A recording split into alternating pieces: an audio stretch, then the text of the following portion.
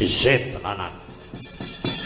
Satriya ki sing di dadekno piandel kuwi netepi darmaning satriya kang limang perkara. Perkara menang karo kalah kuwi bonus. Dudu apa sing dijangkah, dudu apa sing dijangkah. Banjur ning ngalahke Sangkuni iki piye? Aku arep kandha karo kowe nalikane ana lakon rebut Lengatala.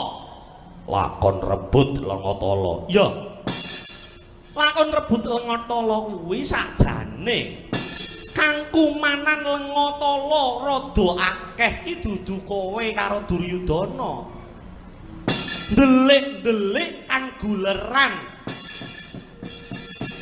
anane Lengatala kang pecah saka kendhine kejaba patih Sangkuni barang Yai. Wah, dadi Sangkuni kaya kening dayaning Lengatala. Mula awake atos. Oh, jar kula niku melu rombongan debus Sangkuni debus ndasmu kuwi ora. Nek ngomong ora sacemlang-cemlang ngerti apa-apa ora kok ngomong. Helah, nek mboten wonten kula nggih sampean bingung. Pripun sampean?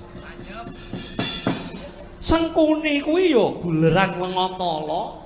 Awake kae ya kaya didusi Lengatala saka rambut tekane sikil. Lanjur pengapesane Sangkuni. Senajan to adus Lengatala, senajan to adus disiram karo banyu awake. Ning kudune Yai Sena wis prayitna. Wong nek adus apa meneh kok aduse lenga. Mesti salah sawijining awak kuwi enek sing ora keliwatan karo dayaning Lengatala. Tegese wonten awak sing boten teles. Mengkono Mitra. Sak kojur awan niku nek didusi Lengatala mesti enek sing ora keneng Lengatala.